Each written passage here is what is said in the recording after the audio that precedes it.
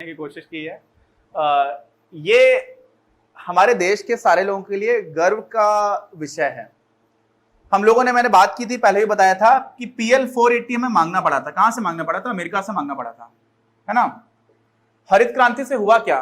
तो 2 चरण में चली हरित क्रांति। पहले तो 1965 से लगभग 1975 के बीच में पहला चरण माना जाता है। फिर दूसरा चरण 1975 से लगभग 1985 तक माना जाता है। इन चरणों में कुछ कुछ अंतर थे, वो डिटेल में हमारे चैप्टर में बात नहीं की गई है, मैं आप कहेंगे तो अलग से बता दूंगा। हुआ क्या था? हरित क्रांति बोलते किसको है? हरित क्रांति इसको बोला जाता है कि देश में जो खाद्यान्न की समस्या है वो खत्म की जा सके और हम पूरी तरह से आत्मनिर्भर बन पाए। हमें किसी दूसरे के सामने किसी भी तरह का कटोरा लेकर के जाना ना पड़े। समझ रहे हैं आप? तो वो आत्मनिर्भरता के लिए जो क्रांति की गई, वो क्रांति भारत के खेतों में होने वाली क्रांति थी। वो भारत के एग्रीकल्चरल इंस्टीट्यूट्स में, खेती से संबंधित संस्थानों में वैज्ञानिकों द्वारा की जाने वाली क्रांति थी। वहां पर भारत सरकार के द्वारा और बाकी प्रादेशिक जो सरकारें थी, प्रादेशिक सरकारें, उनके द्वारा, और RBI जैसे इंस्टीट्यूट्स, यहां पर भी देखिए अर्थ का कितना बड़ा महत्वपूर्ण, जो हमारा सबसे बैंकिंग रेगुलेटर है वो है रिजर्व बैंक ऑफ इंडिया। उन्होंने भी इस तरह की बात की कि PSL लेकर के आइए। क्या लेकर के आइए? Primary sector lending. क्या मैंने बोला? प्राथमिक क्षेत्रक उधार, प्राइमरी सेक्टर लेंडिंग। तो हमारे यहां जो सबसे ज्यादा प्राथमिक क्षेत्र माना जाता है वो खेती है, कृषि है। तो बोला गया कि किसानों को आप सस्ता ब्याज दो, सस्ते ब्याज पर क्या दो? लोन दो। क्यों दो लोन? क्योंकि जब हम हरित क्रांति लेकर के आने वाले थे ना, तो 3-4 मुद्दे। सबसे पहले तो क्या था कि भाई भूमि सुधार की हम लोगों ने बात कर ली, किसानों को जमीन मिल गई। लेकिन किसानों को जमीन मिलने के बाद से जब तक आप अच्छी किस्म का क्या नहीं डालोगे, क्या नहीं डालोगे, जब तक अच्छी किस्म का आप क्या नहीं डालोगे, अच्छी किस्म का जब तक आप नहीं डालोगे उर्वरक, जब तक आप अच्छी किस्म के बीज लेकर के नहीं आओगे, जब तक आप अच्छी किस्म के संसाधन यूज नहीं करोगे, टेक्नोलॉजी नहीं यूज करोगे, जब तक आपके पास सिंचाई व्यवस्था नहीं होगी, तब तक आप हरित क्रांति नहीं कर सकते। और इसके लिए चाहिए पैसा। अब देश में कुछ ऐसे क्षेत्र थे जो थोड़े थोड़े अच्छे क्षेत्र थे, जैसे कि तमिलनाडु, पंजाब, आंध्र प्रदेश। ये ऐसे राज्य थे जहां के किसान अपेक्षाकृत दृष्टि से थोड़े से संपन्न थे। तो वो लोग तो इस तरह की चीजें खरीद लेंगे। और साथ में एक और बात थी, देखिए जब कोई चीज पहली बार हो रही होती है ना, तो उसके साथ एक रिस्क जुड़ा होता है। एक मूवी थी, मुंबई से आया मेरा दोस्त, तो उसमें अभिषेक बच्चन की मूवी थी शायद, और 1-2 लोग और भी थे। तो वो टीवी लेकर के अपने गांव में जाता है, तो लोग टीवी जैसे ही खोलते हैं तो उसमें शेर आ जाता है, तो सारे गांव के लोग भाग जाते हैं। हालांकि हमारे गांव के लोग ऐसे नहीं है, लेकिन उसमें दिखाते हैं कि कोई नई चीज आई है तो सारे लोग उससे डरते हैं। और ये रियलिटी है। जब हम लोग नए बीजों को लेकर के आ रहे थे, नए फर्टिलाइजर्स को, नए उर्वरक को लेकर के आ रहे थे, तो जो छोटा किसान था वो डरता था। वो ये डरता था कि मान लो कि इस फसल में अचानक से कीड़े ज्यादा लग जाएं तो हम तो पूरी तरह से बर्बाद हो जाएंगे, क्योंकि उसके पास कुछ है नहीं बेचारे के पास। वो बर्बाद होने, उसके बर्बाद होने का मतलब क्या है कि उसके पास खाने का भी ना रह जाए। बाकी लोग बर्बाद हो रहे हैं तो ये हो गया कि ठीक है मेरा एक घर चला गया, या मेरी गाड़ी बिक गई, या कुछ ऐसा हो गया। यहां तो बात जीने और मरने की बात आ जाती थी। तो जो छोटे किसान थे वो डरते थे कि हम ये सारी चीजें अपनाएं तो दिक्कत ना हो जाए। तो वहां पर भी भारत सरकार ने बहुत अच्छी कोशिश की।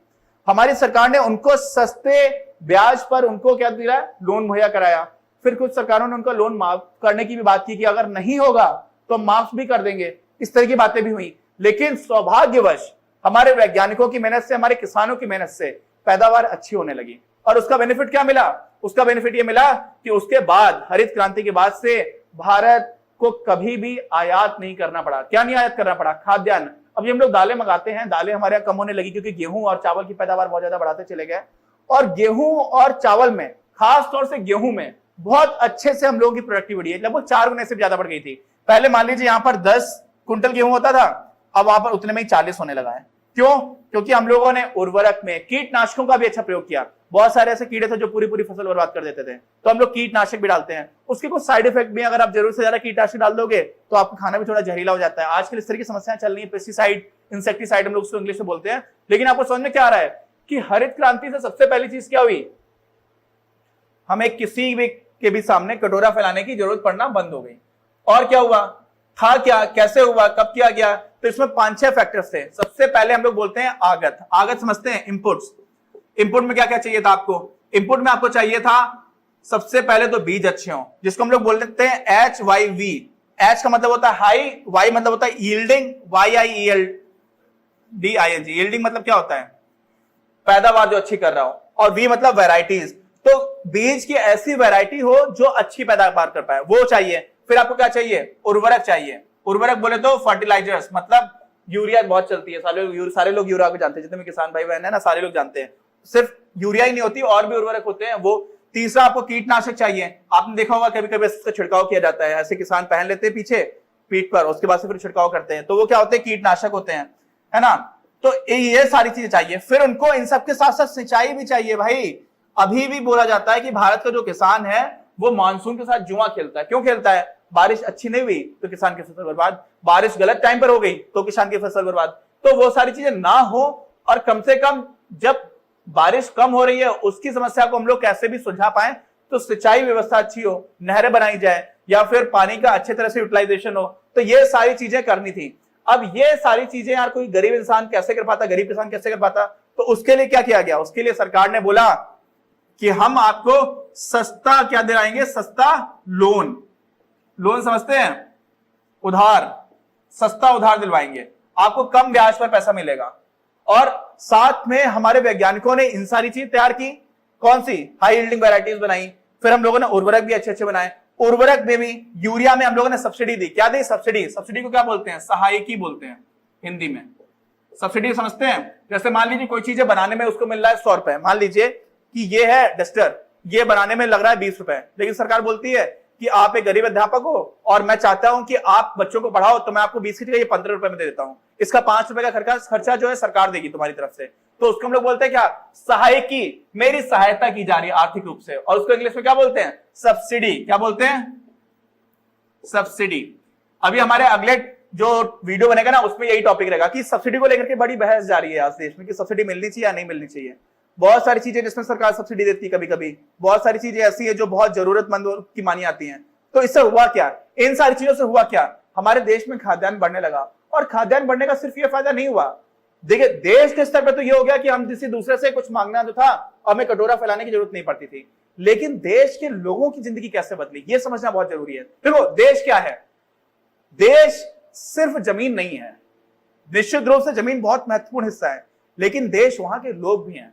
अगर लोगों की जिंदगी नहीं सुधरी तो वो चीज उतनी अच्छी नहीं मानी जाएगी, है ना। लोगों की जिंदगी में भी कोई सकारात्मक परिवर्तन आना चाहिए। तो क्या परिवर्तन आया? देखिए, खाना, हम लोग बोलते हैं ना रोटी कपड़ा मकान, ये हमारी मूलभूत आवश्यकताएं हैं। क्या है? मूलभूत आवश्यकताएं, इनको हम छोड़ नहीं सकते हैं। चाहे हमारे पास कार हो चाहे ना हो, चाहे कूलर हो चाहे ना हो, खाना तो पड़ेगा ही।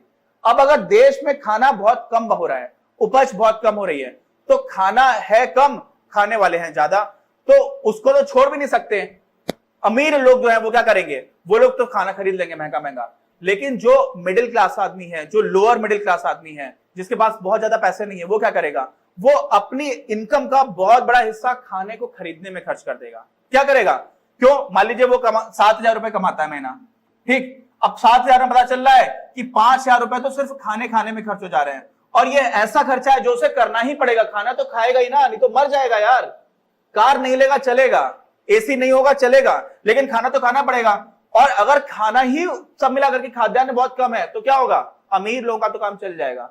उनके लिए, अमीर है वो कमा रहे हैं 10 लाख रुपए महीना, ठीक, उनको आप 5,000 की जगह 50,000 में भी दोगे तब भी उनका 9.5 लाख रुपए बच रहा है महीने का।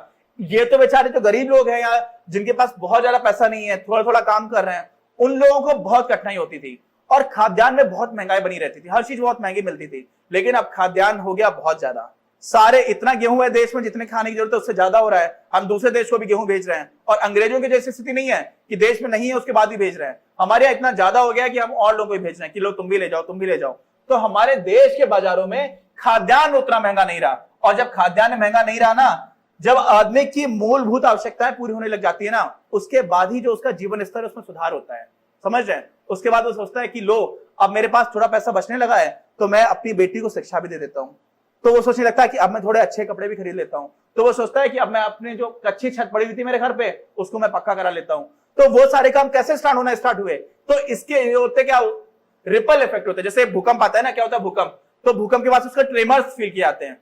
एक तो भूकंप आ गया, उसकी थोड़ी देर बाद भी हल्का सा झटकाता है, फिर थोड़ा सा हल्का सा झटकाता है। ऐसे ही कोई चीज हुई तो उसके बहुत देर तक, बहुत दूर तक उसके क्या होता है, प्रभाव जाता है। तो ये बहुत दूर तक जाने वाले प्रभाव में हमारे देश के करोड़ों परिवारों को बहुत फायदा हुआ है ना। तो हरित क्रांति से सिर्फ किसानों को फायदा हुआ, ये सोचना तो अपने आंखों पे पट्टी बांध लेना है गांधारी की तरह, है ना। आप समझो कि सिर्फ किसानों को फायदा नहीं हुआ, निश्चित रूप से किसानों को फायदा हुआ, लेकिन सिर्फ किसानों को फायदा नहीं हुआ। अच्छा, तो इसका मतलब है कि इसमें सब कुछ अच्छा ही अच्छा हुआ? कोई भी चीज ऐसी नहीं है। रामधारी सिंह दिनकर है ना, तो वो विज्ञान को लेकर के उनकी कविता थी जिसमें वो बोलते हैं कि ये वरदान भी है और ये अभिशाप भी है। हर चीज के फायदे भी हैं, हर चीज के नुकसान भी हैं। तो इससे क्या क्या थोड़े थोड़े नुकसान हुए। नुकसान तो सीधा सीधा नहीं बोलेंगे, लेकिन एक जो चीज थी ना, सामाजिक रूप से क्या हुआ, मैंने बताया कि ज्यादातर जो बड़े किसान थे उन्होंने इसको बहुत अच्छे से अपनाया। क्यों? क्योंकि उनके पास रिस्क लेने की क्षमता थी, उनके पास, उनको ये था कि अगर नुकसान हो भी गया तब भी हम झेल जाएंगे, हम झेल लेंगे। लेकिन जो गरीब किसान था वो नहीं कर पाया। तो इस चीज का हुआ तो फायदा, तो जिसने ये रिस्क लिया तो उसको तो और फायदा हो गया। जो रिस्क नहीं ले पाए उन लोगों को उतना फायदा नहीं हुआ। तो गरीब किसान और अमीर किसानों के बीच की दूरी बढ़ गई। ठीक, तो हुआ क्या कि समाज में गरीब और अमीर की दूरी जो थी वो बढ़ने लगी, है ना। हालांकि सरकार ने कोशिश की कि गरीब लोगों को भी सच्चे ब्याज पर चीजें मिले, लेकिन फिर भी आमतौर पर जो गरीब किसान था वो रिस्क लेने से डरता था।